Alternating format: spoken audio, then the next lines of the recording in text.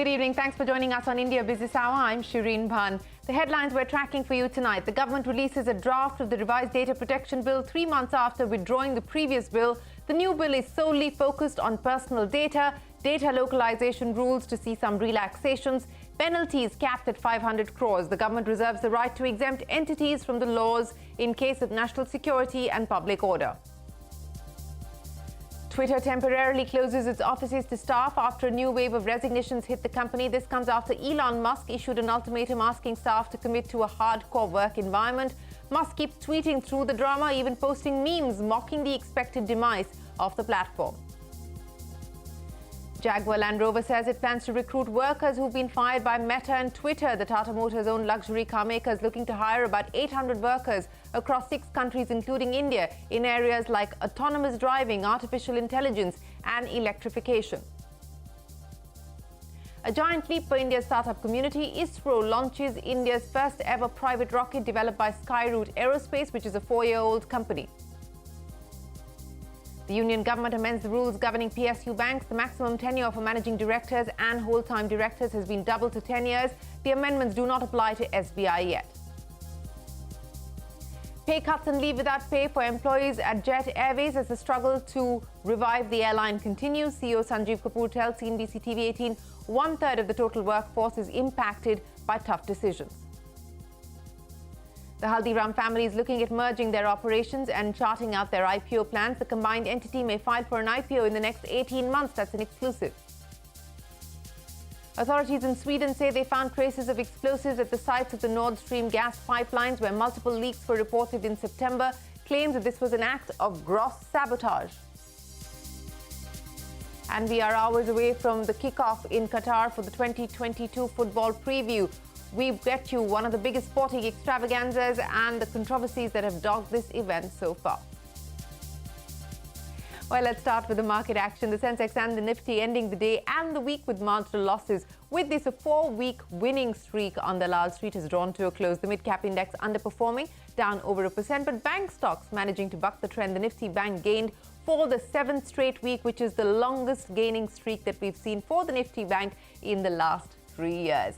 Well, from the market snapshot to the big story tonight, the government has finally released the draft of the revised data protection bill for public comments 3 months after withdrawing the previous version of the bill. Now, the revised draft provides for a data protection board whose instructions will be binding on data fiduciaries. There have been some relaxations or attempts to relax the data localization rules. Also, the government reserves the right to exempt entities from data protection laws in cases of national security and public order. Ashmit Kumar is standing by with the details. Ashmit, take us through the contours of this new draft bill.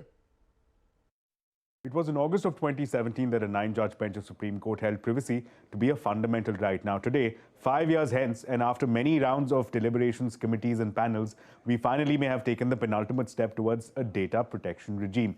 Now, the Ministry of Electronics and IT today released the draft version for public comments. The third version of the bill is now called the Draft Digital Personal Data Protection Bill of 2022. Now, the deadline for public comments is December 17th. Now, as the name suggests, unlike the predecessor, the draft will focus only on personal data. The bill proposed by the parliamentary panel had proposed regulation of both personal as well as non-personal data. Now, personal data has been defined in this draft version as any data that can be used to identify a person in question. Now, examples would include KYC such as Aadhaar being collected by telecom companies, IT returns being collected by banks, your location and address being collected by a food delivery application, bank details being collected by a payment application, so on and so forth. Now, the cornerstone of the bill appears to be consent. Entities collecting data will have to give notice to users prior to collecting information. This notice will have to be in a clear and simple language. Meanwhile, users will have the right to give, manage and withdraw their consent for sharing personal data. Now, one big change has been the doing away of data localization requirement. Earlier version required critical personal data to be stored and processed domestically. This was a big pain point identified by the industry. In the latest version, the center will notify countries where data can be transferred, stored and processed. Now, the earlier Raftar also gave a blanket exemption from compliance to the government. While the blanket exemption has been dispensed with, the centre will still have the power to grant exemption in cases of national security and public order. Now, the Data Protection Authority under the earlier version is now called the Data Protection Board. The earlier version provided for penalties of up to 4% of annual turnover. Now, the penalties that can be slapped by the board are limited to a maximum of 500 crore rupees. Now, the strength and the composition of the board will be prescribed by the centre. The board shall also have the powers to summon persons and inspect computers. Board can issue binding orders, and they will carry the same weight as an order of a civil court. Now, under the draft bill, entities collecting data shall be responsible for ensuring correctness of information. They will also be required to take reasonable measures to ensure data security. In case of a breach, these entities will have to disclose to the board as well as to the user. Now, for individuals like us, we can seek clarity from a company in case our data is being processed or collected. We have the right to seek deletion of data once the purpose is satisfied. We also have the right to access to a grievance redressal mechanism. Now, the government had withdrawn the earlier bill to make the new bill a simple and innovation-friendly one. Now, has the government realized its goal? Stakeholders will be subjecting this draft version to tight scrutiny. The consent notice which comes from any of the applications, any of the platforms, will now have to be given in any one of the Schedule 8 languages of the Constitution. So that means the Indian languages will now be available to users for getting the consent notice. We have attempted to use the word she and her in the entire bill instead of he and him and his. And you can watch our special broadcast examining the draft data protection bill tonight at 9:30 p.m. with special guests only on CNBC-TV18. The big global story, Twitter has temporarily closed its offices after a new wave of resignations hit the company. Twitter's internal communication system was flooded with farewell messages. A few days ago, Elon Musk had issued an ultimatum asking employees to commit to, and I quote, a hardcore environment or take the exit, and many employees seem to have chosen the second option. And throughout all of this drama, Musk kept tweeting memes and cryptic messages. Archana Solanki wraps up the Twitter action. Elon Musk at his cryptic best, a tombstone carrying the Twitter logo, followed by one carrying a skull and crossbones emoji. These tweets came even as Goodbye Twitter and hashtag RIP Twitter began trending, sparking speculations on the future of the microblogging site. Here's what brought us to this. Over the last 24 hours, the Twitterverse descended into chaos after Musk issued an ultimatum to all employees to either commit to a hardcore culture of long working hours or resign. An overnight mail to employees said those who did not agree would receive an offer of severance.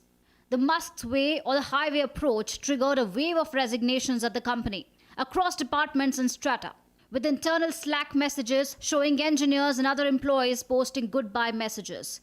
But Musk's cleanup operation did not end there. He followed it up warning managers that they could be fired for allowing employees to work remotely if those employees do not prove, in his view, to be excellent or exceptional.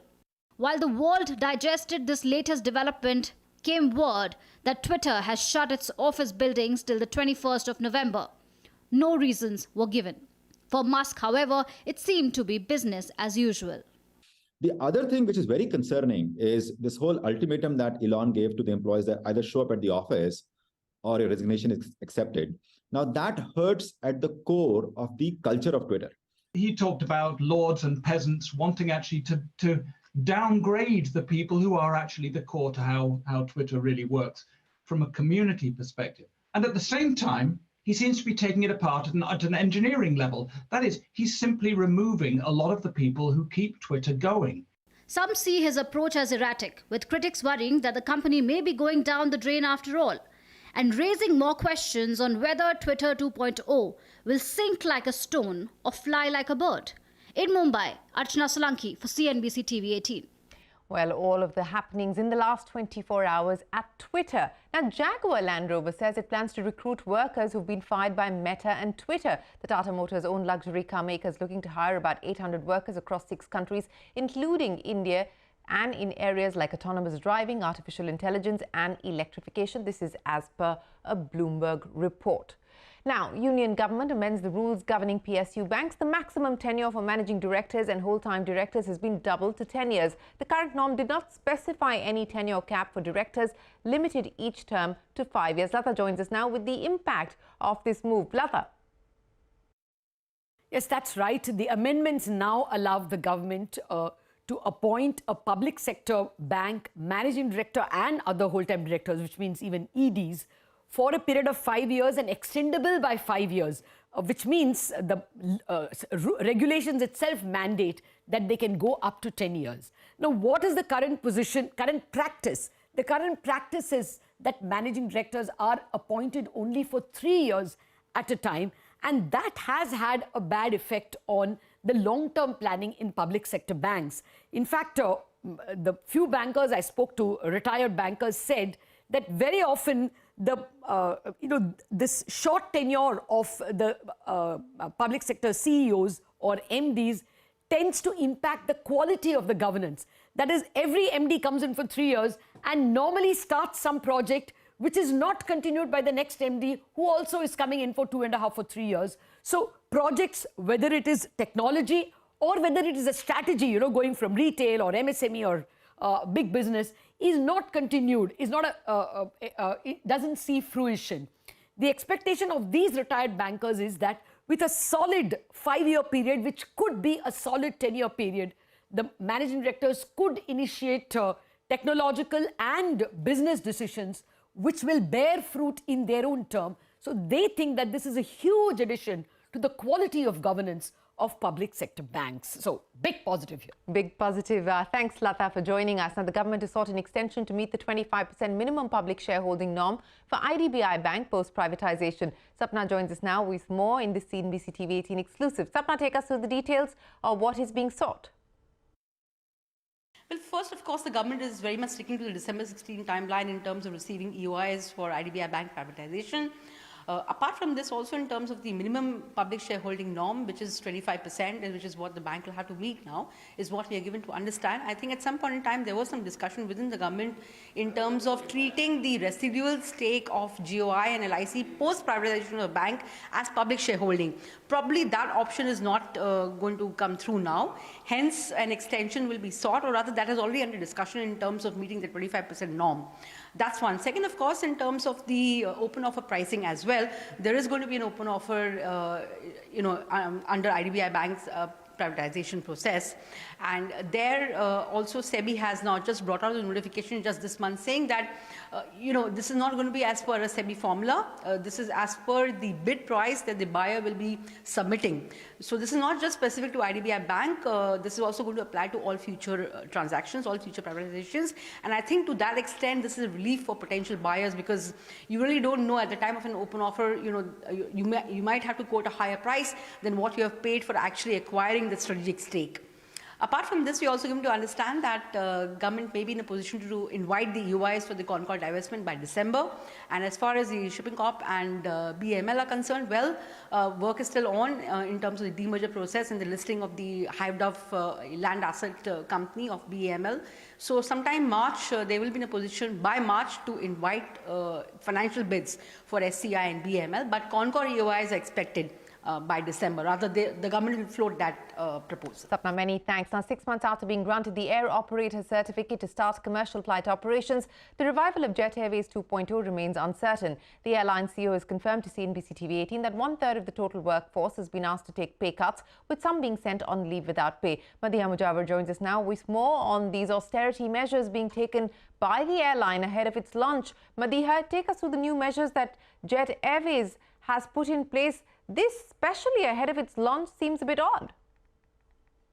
Well, things not looking good at Jet Airways. As you mentioned, the CEO Sanjeev Kapoor confirmed to us that 1/3 of the total workforce has been impacted by these cost-cutting measures. We are given to understand the total workforce currently stands at 250. 1/3 of which are impacted by the decisions. The CEO also tweeted saying many of this 1/3 lot are being asked to take pay cuts, and approximately 10% of the total workforce is sent on temporary leave without pay. Sources tell us these employees have been asked to go on leave without pay for 3 months starting the 1st of December. The Jalan-Calrock Consortium had also released a statement suggesting they are undertaking these extreme measures. The statement said, and I quote, "While we await the handover of the company as per the NCLT process, the longer than expected time being taken for the same may result in some difficult but necessary near-term decisions to manage our cash flows to secure the future, while the airline is still not in our possession." End of quote. Now, these developments come after our reports that lenders are likely to take a stand against the consortium in the NCLT. We have also been reporting on the growing logjam between the lenders and the consortium over ownership transfer. Back to you. Madhya, many thanks for joining us. In international news, authorities in Sweden say that they have found traces of explosives at the sites of the Nord Stream gas pipelines, where multiple leaks were reported in September. Claims that this was an act of gross sabotage. Sanjay Suri joins us now from London with more on the probe. Sanjay. And so we now have firm and final evidence that the Nord Stream gas pipelines 1 and 2 were actually blown up in an act of sabotage. Swedish prosecutors say that they have found traces of explosive at the site, clearly indicating that it was bombs that were placed there or dropped there in an act of sabotage to blow up those pipelines. And this finding follows a preliminary finding from the Danish authorities earlier that they too had found some signs of explosive, indicating an act of sabotage. The Danes and the Swedes have been conducting this investigation jointly, but we now have final word from the Swedish prosecutor's office on this. We know that 4 holes were blown through those pipelines on September the 26th, one as much as 50 meters wide, and that sent gas bubbling to the surface of the sea, disrupting, of course, the supply of gas, but also raising a good many environmental concerns. The big unanswered question remains, who blew up those pipelines? And on that, neither the Danes earlier nor the Swedes now have anything to say. The Swedish prosecutor says only that investigations are continuing, and he would not comment on who was behind this act of sabotage. The blame game has been on for a while. Russia has been blamed, and then last month the Russian Defense Ministry said that it was British Navy personnel who blew up the pipelines. We do not know exactly who did, and we have no definite answers on that. It is apparent that the Russians are not the ones who would stand to gain from this act of sabotage, but of course that of itself is not evidence of anything one way or another. Sanjay Suri, appreciate you joining us. Now, the Football World Cup is upon us. The kickoff in Qatar is hours away. The World Cup is usually held in June or July, but Qatar's unbearable heat forced FIFA to stage this event in November, December. The World Cup has also been dogged by several controversies. Dan Murphy is here with a preview. FIFA World Cup officially kicks off this weekend. It is the first event of this magnitude in the Middle East, and Qatar is preparing for millions of fans from across the globe to arrive. An estimated $220 billion has been spent over the last decade to transform the small nation into a festival of football. Away from building the purpose-built stadia needed for the tournament, Qatar's infrastructure also needed to be overhauled, with the country's first underground metro built to help ease the pressure on roads. But the hosting of the World Cup in Qatar has not been without controversy. Since the tournament was awarded to Qatar in 2010, human rights groups have raised the issue of alleged poor treatment of migrant workers during the event's construction, with some estimates placing the death toll of migrant workers in the thousands. Qatar disputes those figures. Other critics also highlight a disconnect between Qatar's strict adherence to Islamic law and the culture of alcohol consumption that surrounds many other nations' travelling football supporters. Budweiser remains one of the FIFA World Cup's top sponsors, and alcohol will be available to fans in special zones, but not inside the stadia itself. FIFA has said that over 3 million tickets have been sold for the event so far. The World Cup begins on Sunday, with hosts Qatar facing off against Ecuador. The FIFA World Cup all set to begin over the weekend. It's time now for us to head to a break, but up next, the Haldiram family is looking at merging their operations and heading to Dalal Street. That special report when we return.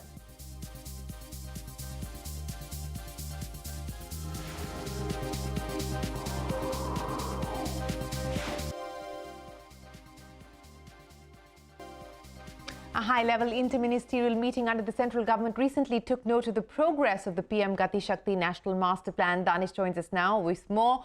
Danish, take us through what ministries have had to say on the progress. Well, the government recently conducted its monthly meeting to review the progress of PM Gati Shakti National Master Plan. Sources have told CNBC-TV18 that officials from 7 ministries, which included MORTH, Railways, Shipping, Telecom, Petroleum, Power and New and Renewable Energy met and apprised an interministerial group about the progress. We have exclusively reviewed these submissions, so all 7 ministries said that the National Master Plan has not only saved significant time, but it has also saved the cost for project planning and coordination between ministries. Ministry of Road, Transport and Highways said Gati Shakti NMP has a significant impact on planning national highways and data layers have helped to optimize key infra projects. Ministry of Railways was able to plan 126 projects this year and the time for planning a project has come down to 7 days. NMP helped Telecom Ministry to plan 4G coverage for approximately 25,000 villages. Ministry of Petroleum said it has been able to plan and execute CDG projects better.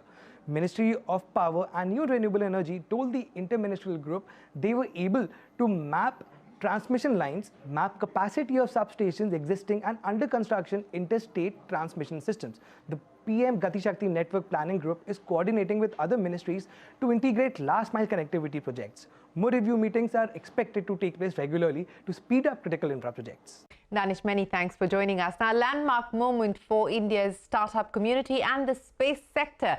ISRO has launched India's first privately built rocket. This comes just 2 years after the space sector was opened up for private companies. Shreya Gautam reports on a 4-year-old company called Skyroot Aerospace and its date with history.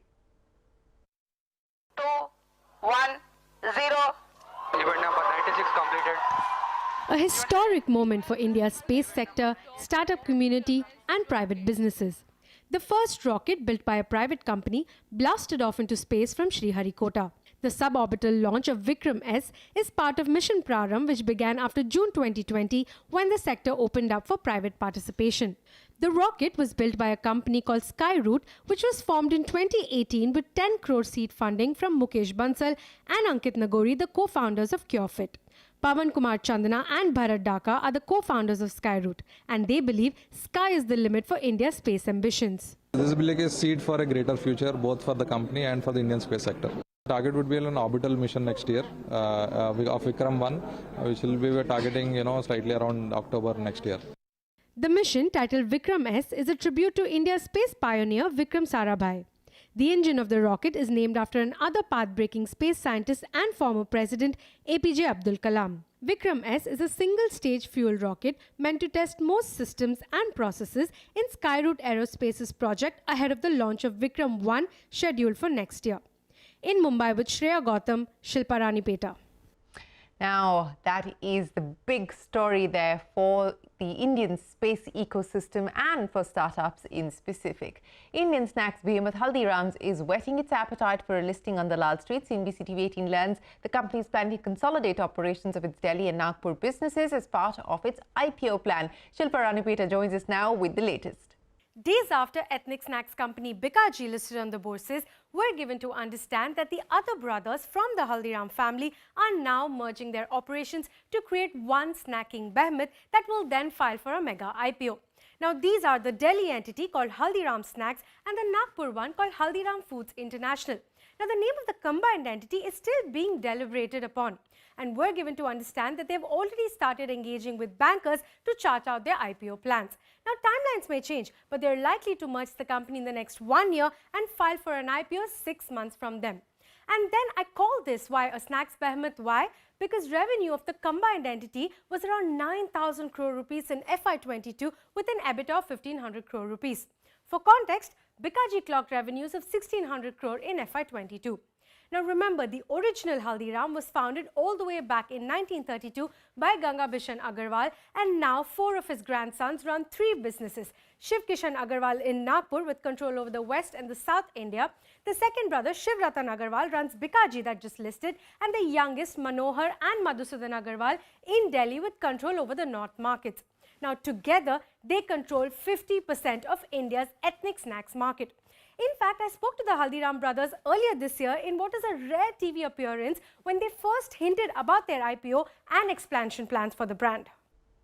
Market में आगे overall सोच रहे हैं कि पहले थोड़ा सा कुछ शेयरिंग पी को दिया जाए, उसके बाद में आईपीओ का प्लान किया जाए। कितने सालों में एक्सपेक्ट? तो आगे 2-3 साल में प्लानिंग है आने की, आईपीओ लाने का। Well, that's the Haldiram family looking at the Dalal Street debut. With that, it is time for us to wrap up this edition of India Business Hour. Thanks very much for watching. Stay tuned to CNBC-TV18. The news continues. Have a great weekend.